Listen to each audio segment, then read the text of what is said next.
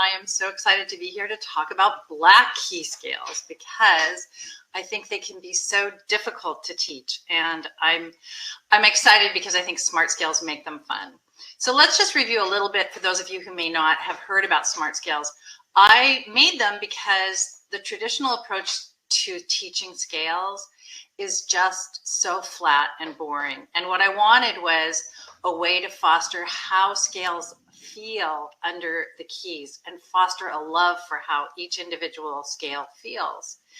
And then I also wanted to create an opportunity for co-regulation. For those of you who don't know what that is, you might remember at the beginning when you start teaching a student, perhaps you're using a method book, and most method books, because the initial pieces are so simple, they have lots and lots of duets. And those are opportunities for you to calmly, and you remember, set tempos, get them a sense of rhythm, all those wonderful things, and most importantly, to stay calm.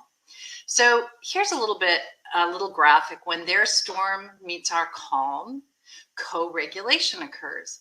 So instead of having scales become something that's scary or that stresses students out, you can actually play along with them in a way that helps them keep calm.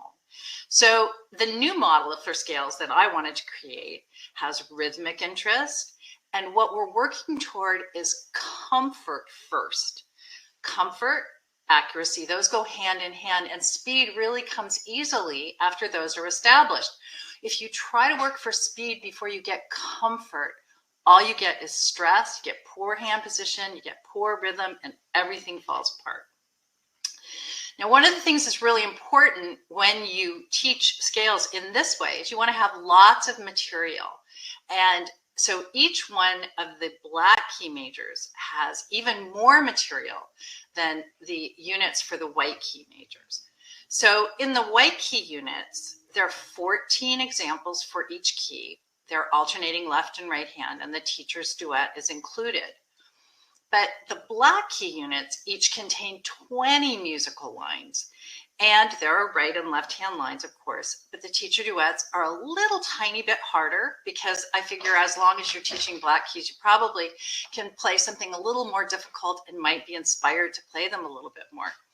So the same basic setup is here. We have a right hand scale, and it's first of all shown with the accidentals written on the actual notes themselves.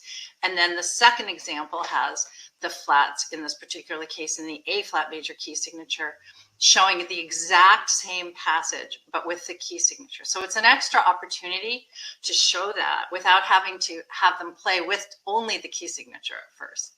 So that's one of the, I think, real benefits to starting this way. It's an easier, less confusing way to do it.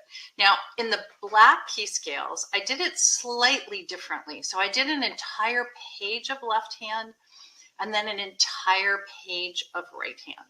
And the reason that I did it that way was because I think that black key scales are enough more difficult that it's more important to give them a chance to just play with the left hand for a little bit and then just play with the right hand. And then the other thing is many of these examples do not start on the keynote. So for example, if you look over on the third example in the right hand one, it's an A flat major scale, but it starts on C.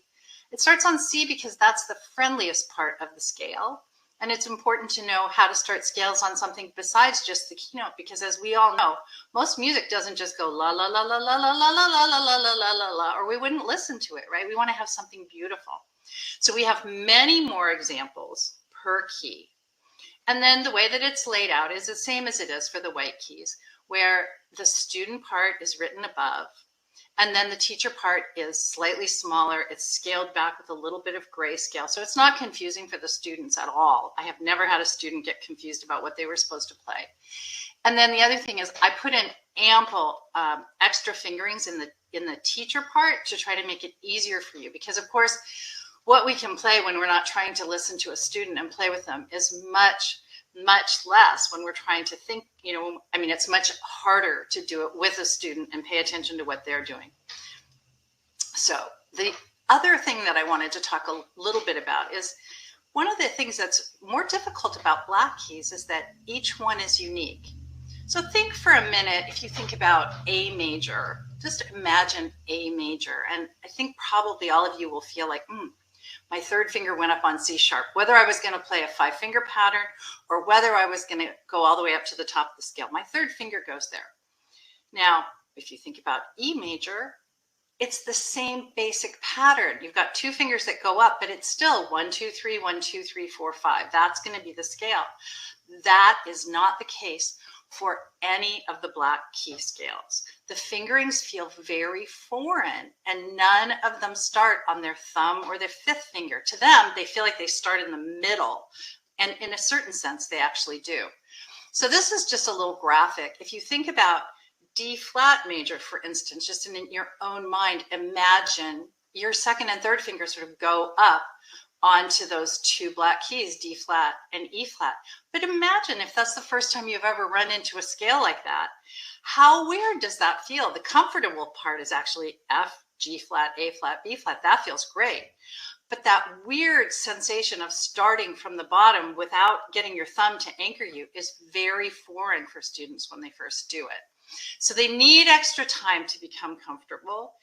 And the fingering also only makes sense when it's extended beyond 1 octave. Many of the choices that we make are because after we go farther, it'll make sense. So all of these examples exploit the curves and the extended scales. But the best thing is they're really more comfortable than white key scales. Once you get your students playing them, they're delighted to play them. And if you want to think about fast, black key scales are faster really to play. If you think about playing a D flat major scale quickly, just imagine, I'm going to play a really fast D flat major scale.